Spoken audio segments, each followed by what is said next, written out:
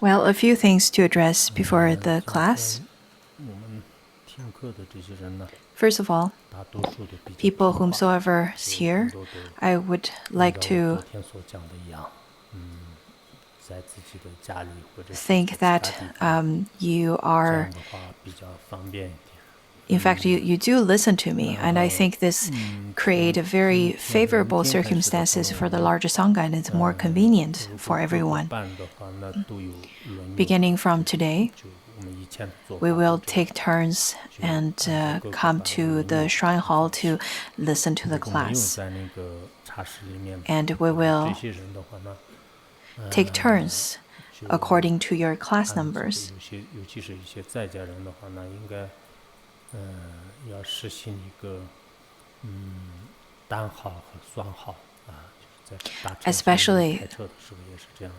Especially the lay practitioners over here, I think it's really important for you to come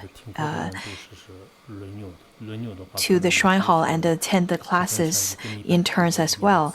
For example, we can give the odd numbers and even numbers to everyone so that you can come to the shrine hall and attend the lessons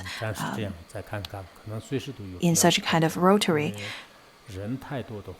Otherwise, if we were to have too many people attending in the shrine hall, it's not very convenient. You probably know the situation right now. But you can still listen to class through radio. If we have too many people gathered in the shrine hall, then it's not very convenient, and it may create adverse conditions.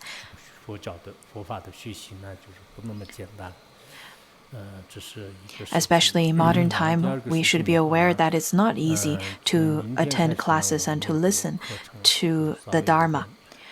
Beginning from tomorrow, my classes are a little bit different. On Monday and Tuesdays, I will give class of Sutra of Great Liberation on Monday, and Tuesday is Uttaratantra Shastra on Tuesday. From Wednesday to Saturday, I will be giving teachings to those people who have already completed their non-dual practices and received empowerments. I will give the teachings for 3 months. So for people who will attend these teachings uninterruptedly, then you will be having the opportunities to attend my class of entering the way of the great vehicle. I am giving the teachings of Sutra of Great Liberation, and I'm giving the teachings of Uttaratantra Shastra as well. On top of that, from Wednesday to Saturday, it's the class on entering the way of the great vehicle. It will be streamed over here in Larangar through radio, so you can come to the shrine hall and listen to it, as well as stay home and listen to this class, just like how you did while listening to the other classes. For people who can't fulfill the requirement of continuously listen to the class for 3 months, then you're not permitted to listen to this class. The audio will be available. So people will be able to listen to this later if you were to listen to the real-time oral transmission and reading transmissions over here at this time.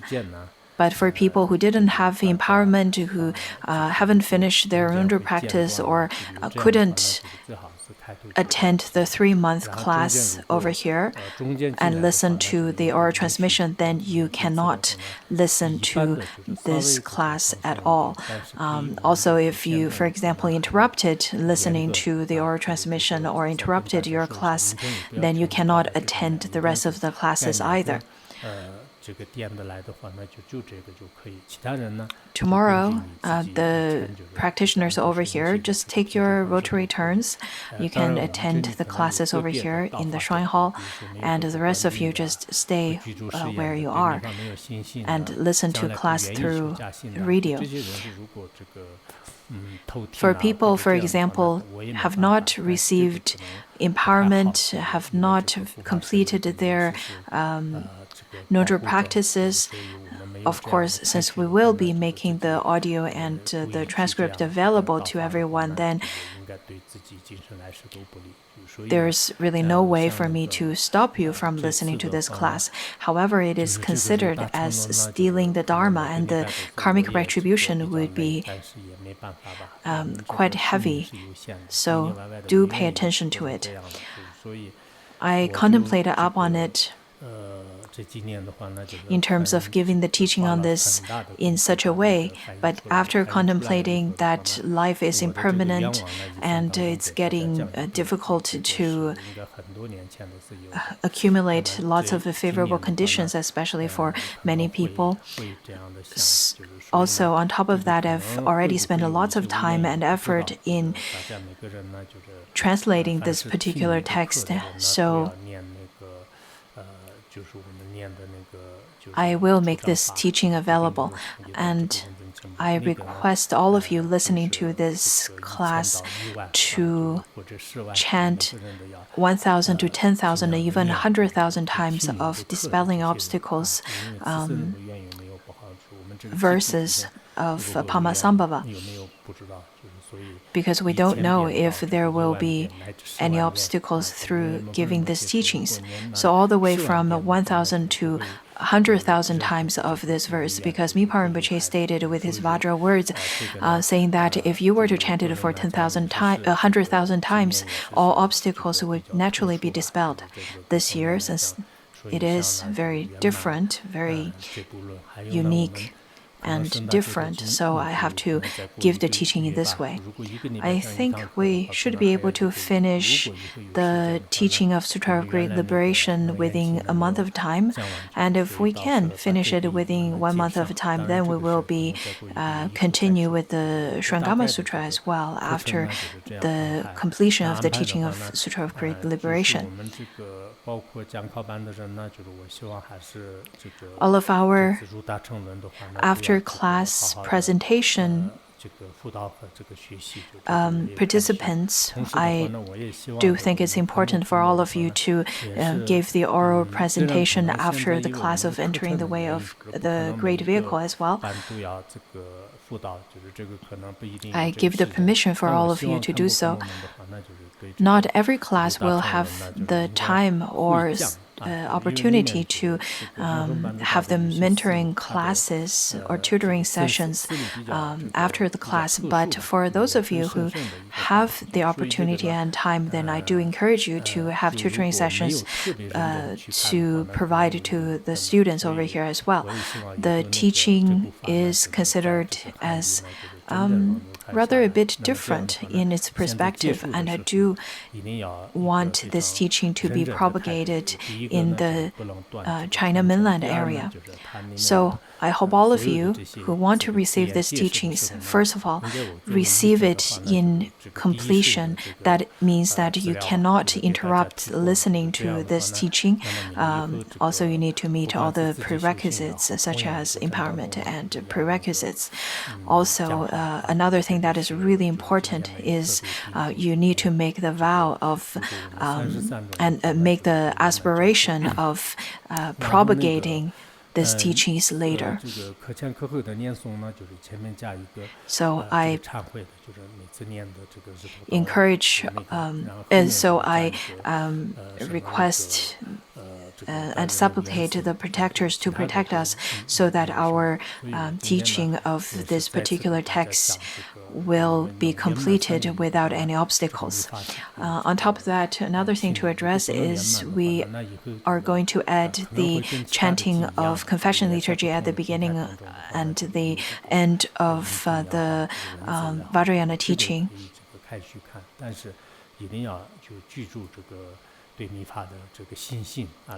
I give you the permission of listening to the audio recordings for those ones who receive the empowerments, and those people who completed nonzhou, also who are in the progress of practicing nonzhou or make the vow of completing the nonzhou within this lifetime, you are also permitted to listen into this Vajrayana teaching. So for the audience, usually people get very excited when it's a time to receive the Vajrayana teaching. It happens to all the Khenpos and Khenmos as well. Whenever they're giving teachings on the Vajrayana, then a group of practitioners would flood into their classes. But I hope we can actually take turns to come to the shrine hall. Also, I really hope that we can finish this teaching in the fall.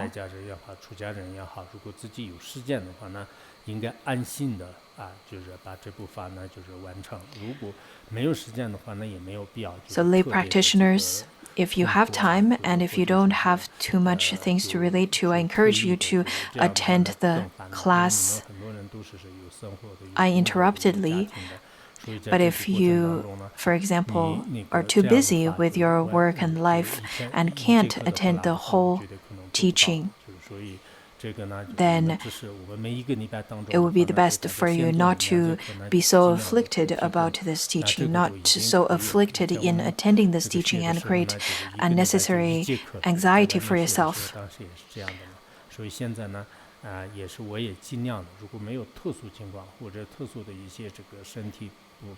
For me, without any unexpected changes or unexpected events, my intention is to give the teachings 6 days a week and give this set schedule so that you will be able to work around with your schedule in terms of attending this course. The weather is really good here, and I understand that impermanence could dawn at any moment. Our human birth is so precious, so we should try our best and with great diligence to attend teachings as much as possible. So this is the schedule that I am making to all of you in terms of our class that's coming up. In terms of the text,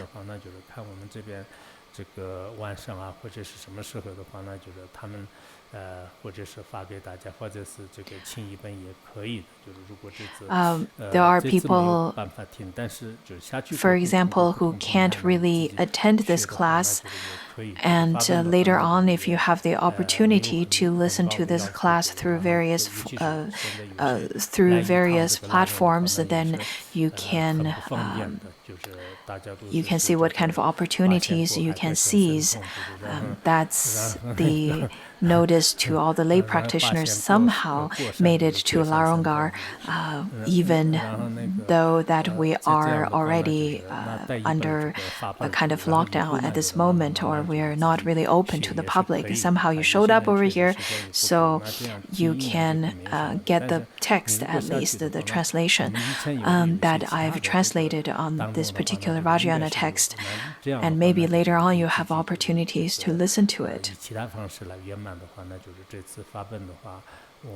If you make the aspiration of somehow completing the teaching somehow, or making the aspiration to listen to this teaching later, then you can get this textbook from Laronggar over here too. So we'll make this available to all of you. Today I had some meetings with some of the management or the group of people managing Laronggar. we had lots of meetings and in discussion about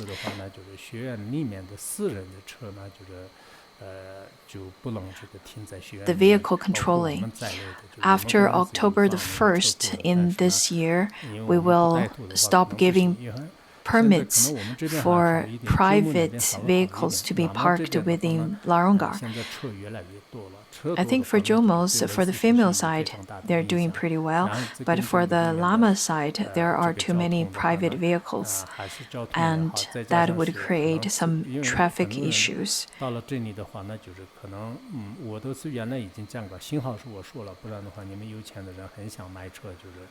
In the past, I've addressed that I don't encourage practitioners to get vehicles over here, and it is good that I made such an announcement ahead of time, otherwise I think we'll have lots of cars. If you already have bought a car and the car is already over here in Laronggar, then I encourage you to either sell it or to park it outside of Laronggar to the counties that's around. Let it be in Serta, in Loro, in Luhur, in all the other counties, but you can park it within Laronggar. So we're trying to decrease the numbers of the vehicles over here. Nowadays, cars are very cheap. You can get a car for a few thousands of RMBs.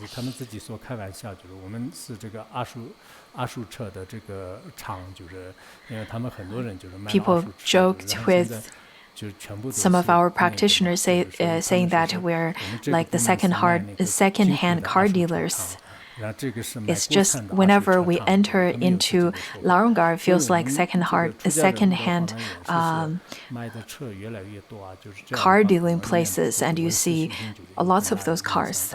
But if you are too engaged with all of these worldly things and materials, then on one hand, it would definitely affect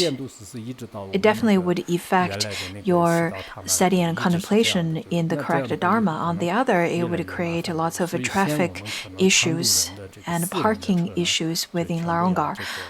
For example, in front of Toku Tensen's household, we see that there are lots of cars parked in front of his area. Many cars took the advantage of those places around that road.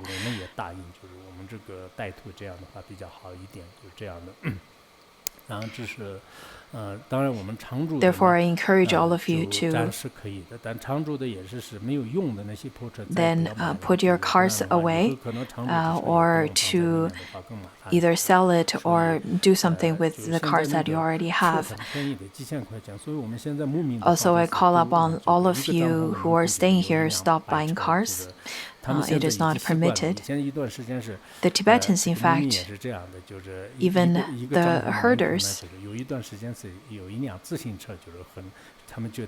it is a trend nowadays that they would buy cars. In the past, at first, people wanted to have bicycles. So we can see that there's a bicycle in front of each of the tent. And then later it advances to a motorcycle and then eventually a four-wheeled vehicle. But I think four-wheeled vehicle looks better in front of a house instead of a tent. If you were to think that this is your private car, but you're just going to put the name of the Sangha on it or apply for a permit in the name of the Sangha, then this is not appropriate either. Of course, you can make an offering of your car to the Sangha. Let's begin the class.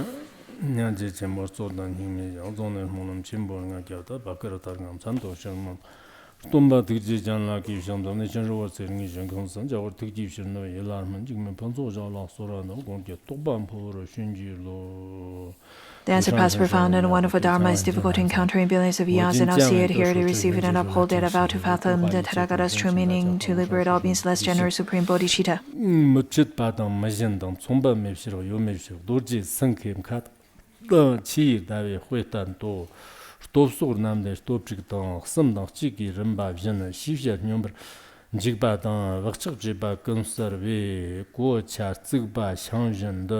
pugdang, shigdang, pshapshi ro, langdang, nyang, tan, mapshit, pe, zhangchong, tobno, durjin, ra, gangshir, langwa, nyangbu, shir, gangshir, nyangbu, tambi, shir, gangshir, tamba, mapshit, shir, nag, durji, zhin, jigba, mapshir, tumid, shir, tamshir, tsawa, pansok, pe, tbe, sangye, sangye, zhin, kurji, tsukzi, jigma, nga, kumngun, kimbe, kangle, yang, jigmit, parna, nambar, ne, tagba, sem, jan, tang, yang, 당양 dag mamnyam zikshir tuba meda tugna churnam tamche la zi chi shirna tamba nyedam chokdam marig wakchag di salib garfshir tsardan no jiktin nyantum takchigda shotang lordan ramshon nam gongne gongdo lotag nam chapshir khuirnam nambar jiktin kunji nyensu shir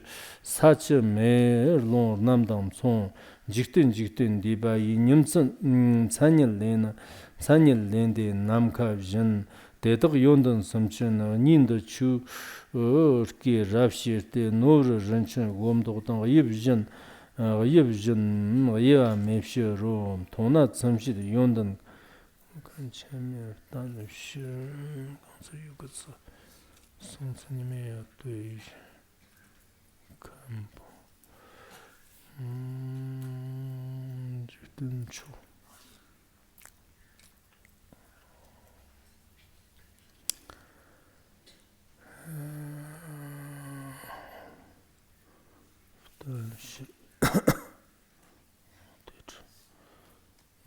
jigpa mepshir tumit shir tamshir tsarnap kamshir nyambo kamshir langwa nyambo kamshir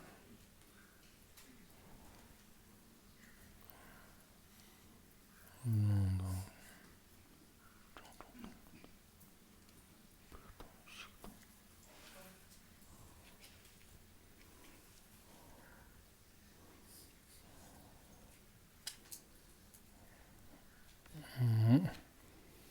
tamshir langwa kurji tsosir jigma nga kumjin ngimba kauni yang jigme parnar nambrani tagba semchen yang tagdang mamnyam zivshir tuba met tugna churnam tamshilar tsekchikshir naf tamba nyed chogdo marg wakchig ji sali garshir tsardan no jiktin nyantum chogdo no shotang lordan rangshon nam gongne gongdo lotag nam chapshir khuirnar nambar nga jiktin kunji nyensu shir sachi melon rnamdam tsong jiktin deba yim sanyil lende namkabjin 대덕 연든 섬치나 니지 춘도 추르크 랍시 노르 rin친 곰도던 예비진 예와 맵시로 통나 섬시 연든 건 섬치사니 지샤와 쯔라 추라 쪽바르나 롱슈르 쪽그 바닐랍텐 따글레 랑당 니르남란 직든 게르익 게르코르다 쳇던 남그 쳇던 남키르다그즈비진 템통 와너 남바니 탁바진불 길라미 탐주 꿈축고 르그 남바 예발레 연든 기르캅티 슴바고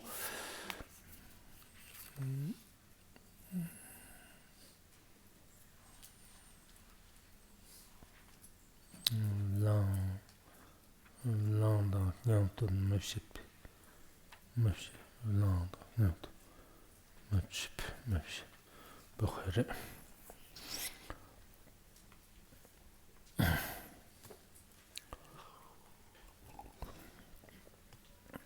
好，下面我们开始讲那个 Let's continue with the class on the Uttaratantra Shastra. Currently, we are studying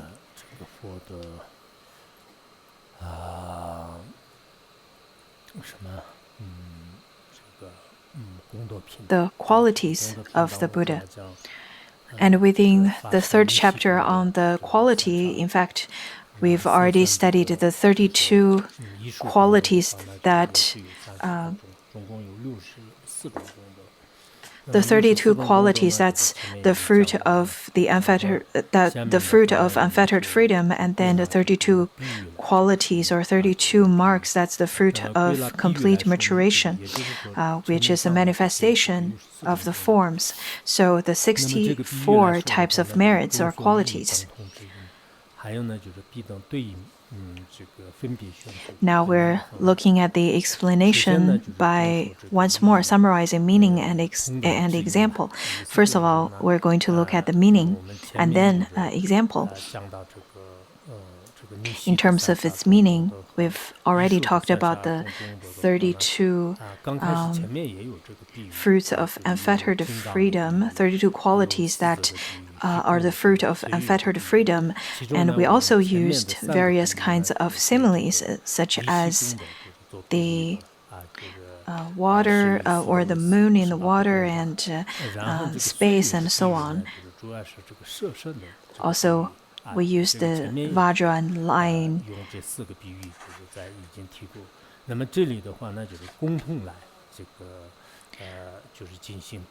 And now over here, we're going to look at the summarizing meaning and the example and how it corresponds to one another.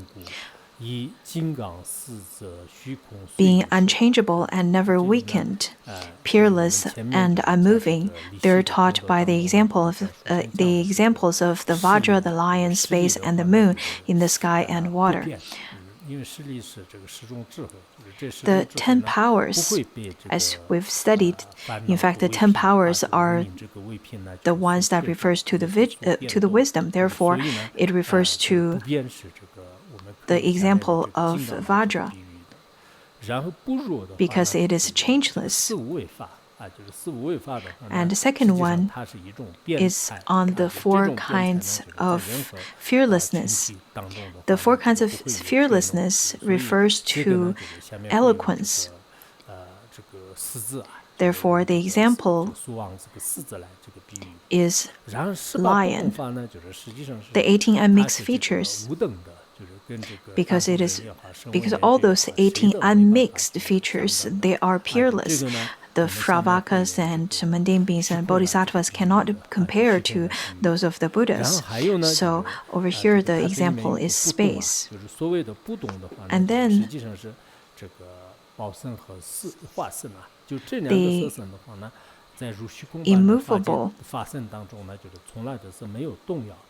the immovable quality refers to the Dharmakaya. Though it is not moving, it should be referred to as the water moon.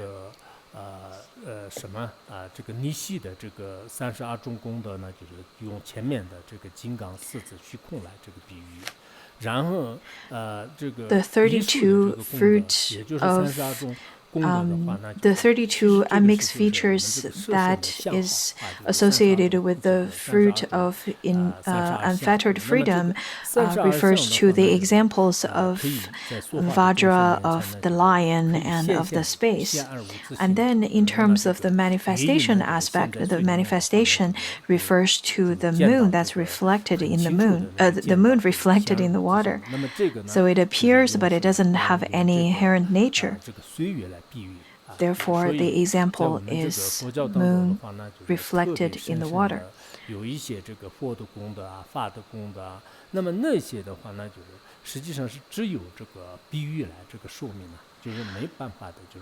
The qualities can only be expressed by those examples and cannot be grasped by any other kinds of language of description. We can only understand it in the sense that is not conceptual. That is why, according to Avatamsaka Sutra, it says that the cessation, that is nirvana, is the undefiled wisdom. It cannot be expressed through the dualistic thoughts. It is just like drawing or trying to depict space or trying to grasp onto the swift wind. So once you Once these kinds of qualities are expressed, in fact, it's very difficult for all of us to understand, and there is no way for us to grasp it or grasp its meaning through our conceptual mind. According to Dashabhumika Vibhasha Shastra, it says that through examples to give teachings, it is because the teachings are so profound that can only be expressed through similes or examples.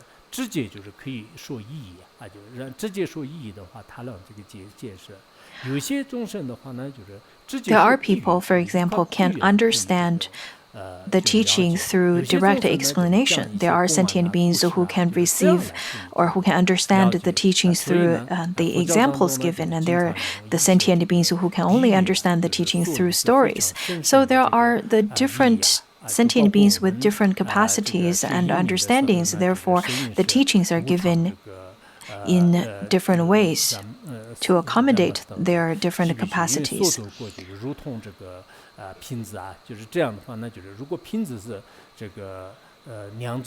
The example, for example, one of the very famous example is the vase.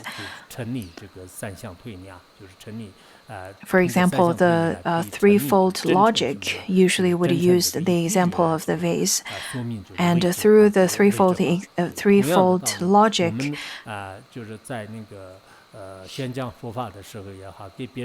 there are the various ways of then try to grasp whether the vase is existent or not.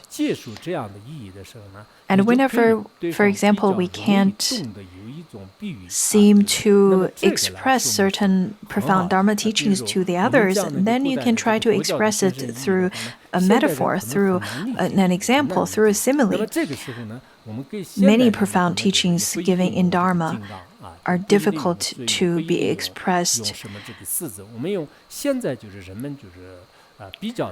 especially with old metaphors like Vajra. And people don't really know what Vajra is nowadays.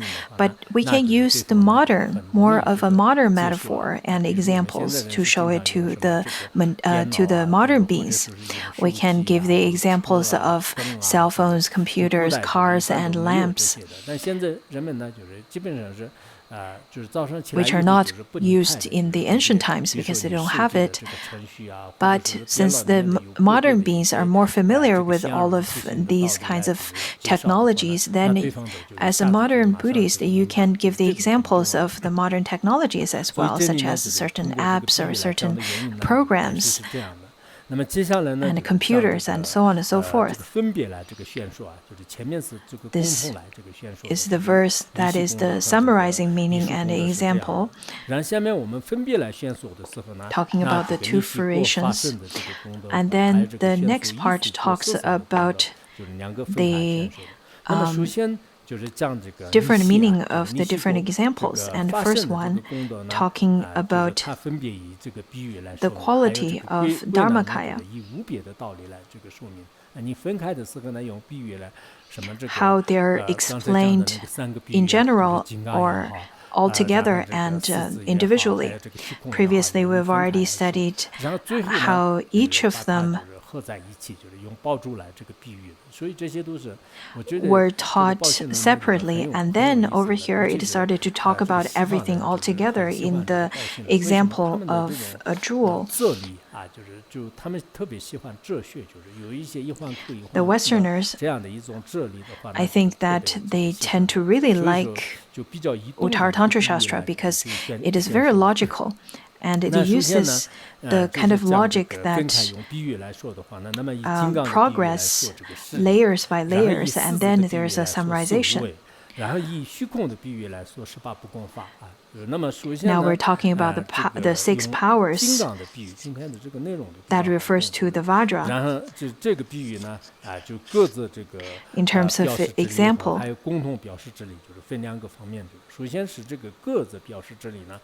let's look at how each of them would fit into the example, and then we'll look at the summarization of it. 船舶坠战断，这个位子多了，也不知道它什么时候来的。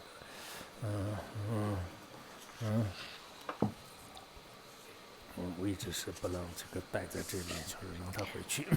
Of power 6, power 3, and 1 in this sequence have totally dispelled the veils of knowledge and meditation along with that of the remaining imprints resembling armors, a wall and a tree. They were pierced, shattered, and felled. 势力当中的话呢，就是什么这个之处非处等等，就是中共有前面的这个势力当中的第6例的话。In terms of the 6 powers, the first 6, the middling 3, and then the last powers. 它可以次第的前出这个所知障。In fact, we can see how in sequence they can dispel the veils of hindrances to knowledge. And then the middling 3 eradicates the hindrances into meditative equipoise. And the last one, the last power, would eradicate the veil of the remaining karmic imprints. Over here, it doesn't really talk about the hindrance of affliction. So it talks about the various layers of veils. The last one, the veil of remaining karmic imprints, is considered as the most subtle. All of such kind of hindrances, as we studied before, they are like the armor and wall and trees that would obscure the complete emancipation. But with the powers, they are like a vajra that could pierce through, could shatter through, and could fell all the trees through those powers. That's how the 10 powers would cross-reference with the various examples. 然后这个什么这个灯持杖的话呢，就是需要中间的3种力，就是那么这个呢，就像这个金刚摧毁这个墙壁一样的。The previous one, the hindrance to knowledge, can be pierced through by the vajra, just like how the vajra pierced through the veil. And the second one, hindrance to meditative equipoise, can be shattered, just like how the wall would be shattered. And then the last one, how the tree could be cut down, that refers to the veil of remaining karmic imprints. So that's how they are explained individually. 也是这样的，就是渐进稳不会坏会啊，就是。And then the next one, being firm, essential, being steadfast, and being unchangeable, the powers of the great sage are similar to a vajra. Why are they firm? Because they are essential. Why essential? Because they are steadfast. And why steadfast? Because they are unchangeable. Being unchangeable, they're like a vajra. The 10 powers are demonstrated through the example of the Vajra. 这4个法的话呢，就是实际上是圆满这个佛陀真正觉啊，就是释迦牟尼。The 4 examples that is 就可以就是比喻成这个金刚。 demonstrated over here can be represented through the example. The 10 powers can be represented by the example of the Vajra. And then over here it talks about how the Vajra has the quality of firm and indestructible because it is a weapon or a tool of Indra. And it cannot be destroyed by anything else, and at the same time can destroy everything else. That is why we would use the word Vajra, or the indestructible diamond, to refer to